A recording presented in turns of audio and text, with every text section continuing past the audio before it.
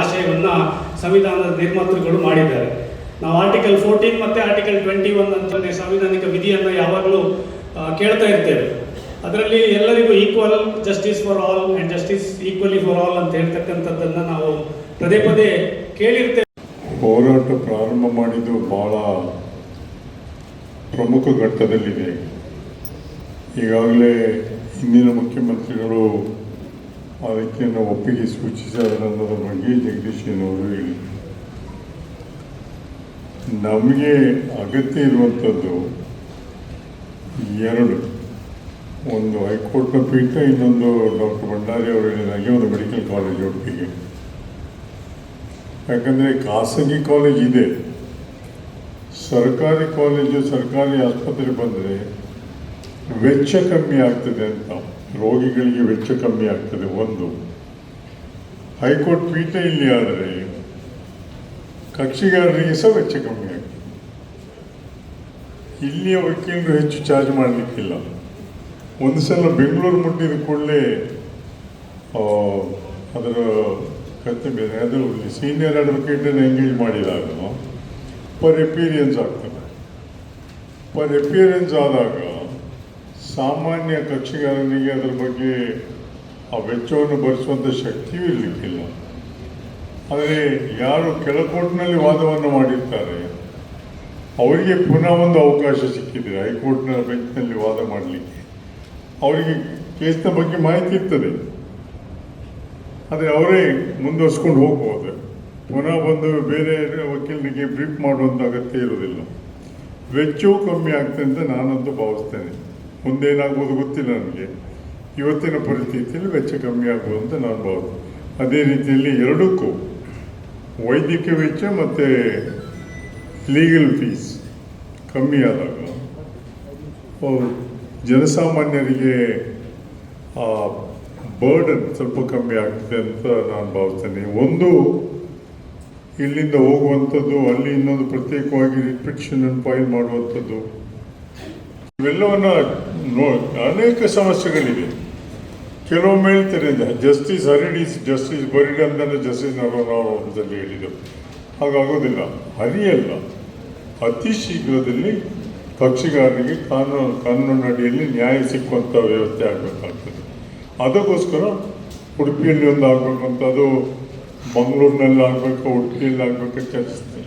ತಕ್ಷಣದಲ್ಲಿ ಆಗೋದಾದರೆ ಉಡುಪಿ ಮಂಗಳೂರಿನ DC office, ಹಳೆ DC ಆಫೀಸ್ ಕಚೇರಿ ಆಗ್ಬೋದು. ಆದರೆ ನನ್ನ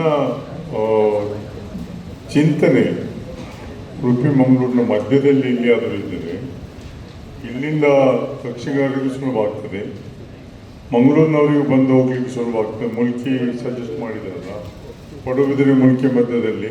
ಯಾಕಂದರೆ ಒಂದು ಹೈಕೋರ್ಟ್ನ ಪೀಠವು ಮಾಡಲಿಕ್ಕೆ ಕಟ್ಟಡ ಆಗ್ತದೆ, ನ್ಯಾಯಾಧೀಶರಿಗೆ ಕ್ವಾರ್ಟರ್ಸ್ ಮಾಡಲಿಕ್ಕೆ ಸಹ ಅಲ್ಲಿ ವ್ಯವಸ್ಥೆ ಆಗ್ತದೆ.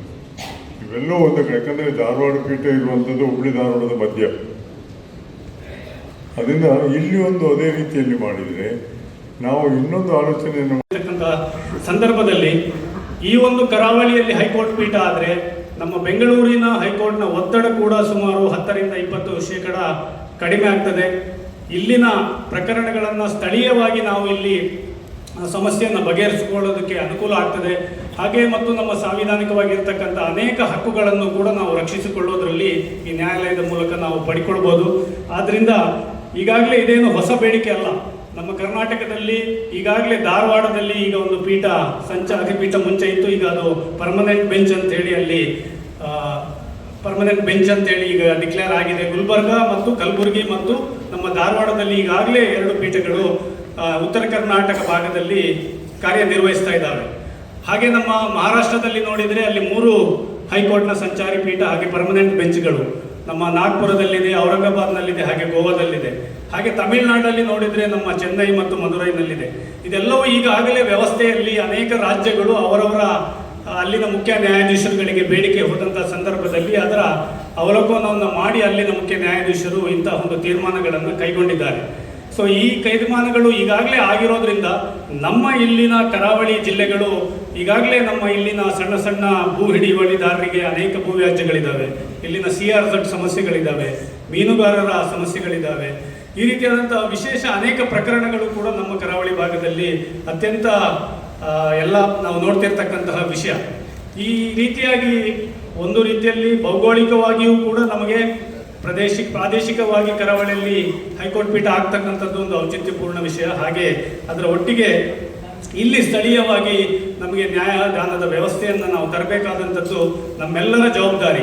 ಆ ನಿಟ್ಟಿನಲ್ಲಿ ನಾವು ಇವತ್ತು ನಮ್ಮ ಯುವ್ಯಾಕ್ ಸಂಸ್ಥೆ ಹಾಗೆಯೇ ಕರಾವಳಿ ಹೈಕೋರ್ಟ್ ಪೀಠ ಹೋರಾಟ ಸಮಿತಿ ಉಡುಪಿ ಜಿಲ್ಲೆಯಲ್ಲಿ ಒಂದು ಸಭೆಯನ್ನು ಮಾಡಬೇಕು. ಅದರಲ್ಲಿ ಬಹುಶಃ ಈಗಾಗಲೇ ಈ ಲಿಟಿಗೆಂಟ್ಸ್, ಯಾಕಂದರೆ ನಾನು ಒಬ್ಬ ವೈದ್ಯನಾಗಿ ನಾನು ನೋಡಿರೋದು ಈ ಲಿಟಿಗೇಷನ್ ಏನಿದೆ, it is the biggest cause of ಈ ಸೈಕಲಾಜಿಕಲ್ ಇಶ್ಯೂಸ್. ಈ ಅವರುಗಳು ಪಡುವಂಥ ಇದು ಏನಿದೆ, ನಾನು ನೋಡಿದ್ದೇನೆ ಬೆಂಗಳೂರಿಗೆ ಹೋಗೋದು, ಈಗಾಗಲೇ ಸಾಕಷ್ಟು ಜನ ಹೇಳಿದ್ದಾರೆ, ಅಲ್ಲಿ ಬೆಂಗಳೂರಿನಲ್ಲಿ ಖರ್ಚಾಗುವ ದುಡ್ಡಾಗಲಿ ಅಲ್ಲಿ ಕೊಡುವ ಫೀಸ್ ಆಗಲಿ, ಇದು ಈಗ ನಮ್ಮ ಜಿಲ್ಲೆಯಲ್ಲೇ ಇದ್ದರೆ ನಮ್ಮ ಜಿಲ್ಲೆ ಒಂದು ಇದು, ಯಾಕಂದರೆ ಈಗ ಆಲ್ರೆಡಿ ಇದೆ, ಪ್ರೆಸಿಡೆನ್ಸ್ ಇದೆ, ಈಗ ನಾವು ಧಾರವಾಡನಲ್ಲಿದೆ, ಗುಲ್ಬರ್ಗಾದಲ್ಲಿದೆ. ಸೊ ಅದೇ ರೀತಿ ನಮ್ಮ ಉಡುಪಿ ಜಿಲ್ಲೆಯಲ್ಲಿ ಯಾಕೆ ಮಾಡಬಾರ್ದು ಅಂತ ಆ್ಯಕ್ಚುಲಿ ನನ್ನನ್ನು ಫಸ್ಟ್ ಕರೆದಾಗ ನಾನು ಹೆಸಿಟೇಟ್ ಮಾಡಿದೆ ಇಲ್ಲಿ ಬರಲಿಕ್ಕೆ, ಯಾಕಂದರೆ ನನ್ನ ಇದು ಯೂಶ್ವಲಿ ನಾನು ಈ health, but there is always ತುಂಬ ಸಾಮ್ಯತೆ ಇದೆ. ನಾವು ಬಹುಶಃ ಉಡುಪಿ ಜಿಲ್ಲೆಯ ಜನ ಇದರ ವಿರುದ್ಧ ಪ್ರೊಟೆಸ್ಟ್ ಮಾಡಬೇಕು. ಮಾನ್ಯ ಪ್ರಕಾಶ್ ಹೆಗಡೆ ಅವರು ಇದ್ರ ಬಗ್ಗೆ ಬಹುಶಃ ನಮ್ಗೆ ಇನ್ನೂ ಹೆಚ್ಚಿನ ಒಂದು ಇದನ್ನು ಕೊಡ್ತಾರೆ ಅಂತ ಅಂದ್ಕೊಳ್ತಾನೆ. ಮುಂದೆ ಯಾವ ರೀತಿ ನಾವು ಈ ಒಂದು ಇದನ್ನು ಇಂಜಸ್ಟಿಸನ್ನು ಫೈಟ್ ಮಾಡಬೇಕು, as a representative of common man ಖಂಡಿತವಾಗಿ ನಾನು ನಿಮ್ಮ ಜೊತೆ ಇದ್ದೇನೆ. ಇದು ಯಾರು ನೀವು ಯೋಚನೆ ಮಾಡಿದಿರಿ, I congratulate you for this ಅಂತ ಹೇಳ್ತಾ ನನ್ನ ಮಾತು